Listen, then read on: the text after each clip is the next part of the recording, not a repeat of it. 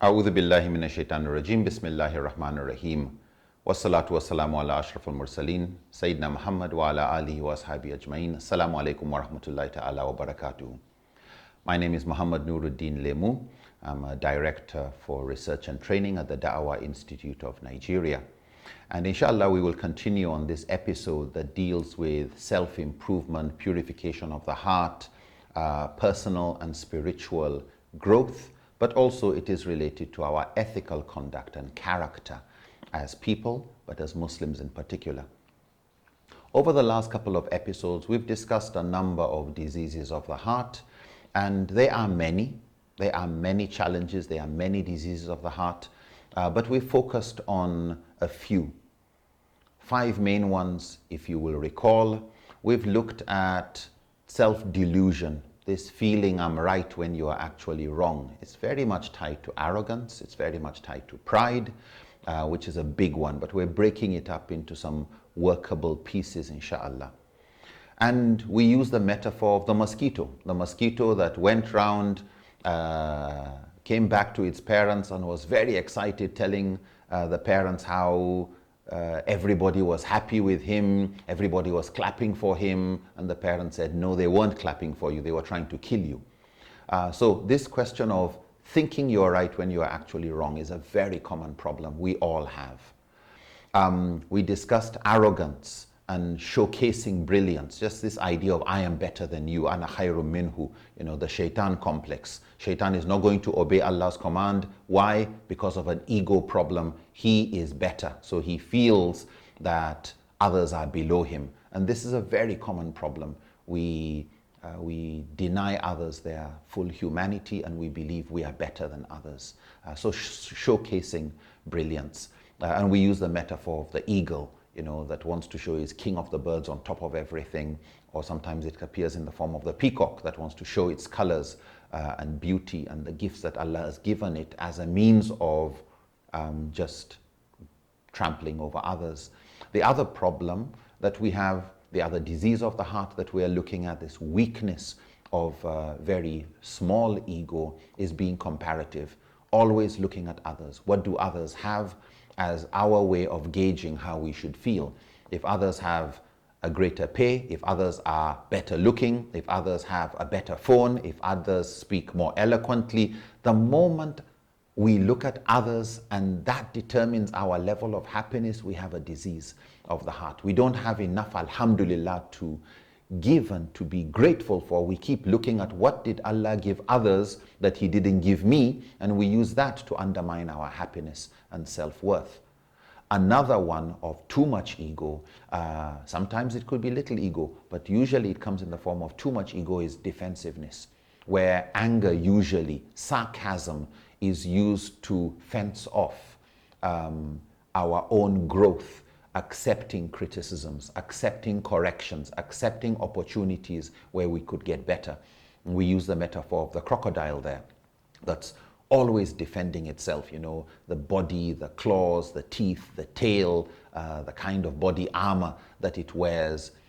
So again, we find some people with this problem of wanting to always defend themselves, never accepting corrections. And we use the term excusiology as this expertise in coming up with excuses for not doing the necessary change, accepting the corrections we should be welcoming, actually. The last one we discussed is seeking acceptance. This is a sign of very low ego, but always wanting to seek acceptance of others, blend in, be part of the ring of friends, not stand out. And as we discussed before, any leader that just wants to seek acceptance of people is behaving like a flag. The flag does not determine the direction the wind blows. The flag blows in the direction of the wind. And some leaders are actually just followers of their followers. But because they are the ones who rise in public, we think they are leaders. But when you ask, where is this person leading our society to? He or she has absolutely no idea. They are waiting for which direction do you want society to be moved in. And so we use the example of the chameleon that wants to blend in, change its color, sacrifice what it honestly feels is right, shuts its conscience up, puts aside taqwa, God consciousness, and what does Allah want. And it becomes a form of shirk, where you've replaced what do other people think with what, in other words, you go with what other people think and not what does Allah think. What does your conscience, your fitrah, what do you honestly feel you are ready to meet Allah with? So this issue of always wanting to seek acceptance, very concerned, hypersensitivity to what are people saying about me, what are people saying about us. And you go crazy just because of what will people say. It affects how we handle our children, how we handle our marriages, what education we give, where we go on holiday. Everything for some people is, what will people say? What do people think? Who likes me on Facebook? Who doesn't like me? Who's following me on Twitter or on this or that social media account?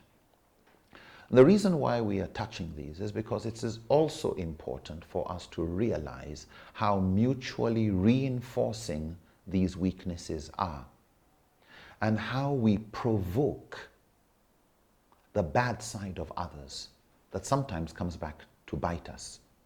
We get into very messy ego battles within ourselves and between us and people. What are we talking about? If I ask myself, what is my biggest challenge? I would say, in all honesty, it's better I view all of them as my big challenges. All of them as challenges. Because if I can see that, then I am able to look more carefully at how I am negatively influencing others. Are people silent when I ask, what is your opinion? Are they silent because if they say something that I am not comfortable with, I will be criticizing them? Am I an eagle with so much arrogance and a crocodile with so much defensiveness that when I speak and somebody says, yeah, but, I put them in front and I deal with them? Because if you see people being very timid around you, you have to ask yourself, not just, what are these kind of people? What kind of people do I have around me? You have to ask yourself, what kind of person are you that has made them feel so dependent on you, not independent enough to tell you how they really feel? That when you say, I'm surrounded by fools, you probably have made them feel like fools. You probably have never acknowledged the good they have to contribute. So it's very important for me to take responsibility for how I provoke defensiveness in others. So when you say, this person is always defending himself, maybe that's how I am. Maybe he is actually, or she is actually, a mirror of how I am. When I see my children behave in a particular way, or my wife behave in a particular way, my colleagues at work behave in a particular way, is it possible that I have a role in provoking what I am criticizing? And how do I take responsibility? But it's also important, because I'm the one who has most likely the greatest control over myself than over anybody else, I should also take responsibility for how I allow others to provoke weaknesses in me. Is there somebody who, because of his arrogance, I am saying to myself, I know how to deal with that person? In other words, his arrogance is now creating arrogance in me. Is that the most responsible way to behave?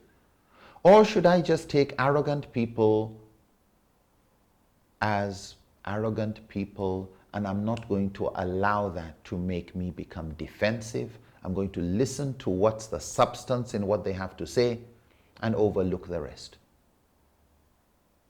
So I need to ask myself, if I find I am timid in a particular group, I seem not to be able to correct this person, why? Do I need to be more assertive? How do I get that strength of assertiveness?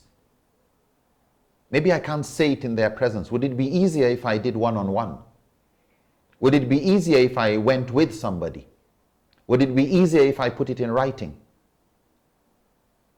But part of the maqasid of Sharia, part of the objectives of Sharia, is the promotion and preservation of dignity. And so one of the maqasid, one of the daruriyat khamsa, the 5 major maqasid of Sharia, is the preservation of dignity. You can't treat others in an undignified manner, but you should also not allow anyone to treat you in an undignified manner. And when you find yourself treating others in an undignifying manner, you have to ask yourself, why? Did they come with so much timidity that it provoked the arrogance in me and I now feel some rush of power? You know how they say when a dog is barking at you, if you turn around and run, the dog gets braver and wants to run after you and bite you. But if you stayed in one place, the dog will most likely not bite you because it looks as if you're standing your ground. Unfortunately, some people are like that. When you show so much timidity and humility, they sometimes feel that's an opportunity to trample upon you because you show humility without dignity. Humility without dignity can be a problem. So we find in a lot of Islamic teachings to restraints on how much we express our humility and respect. You can't be bowing down. You can't be behaving as if you are nothing. You are a human being. Allah made angels bow down to us. We bow down to none but Allah. And while we may have gestures of respect we show each other out of humility, we shouldn't have the arrogance to be demanding it of others. So as we will inshallah continue when we come back from the break, look again at how we prepare ourselves when we see these obstacles in ourselves and in others. Assalamu alaikum.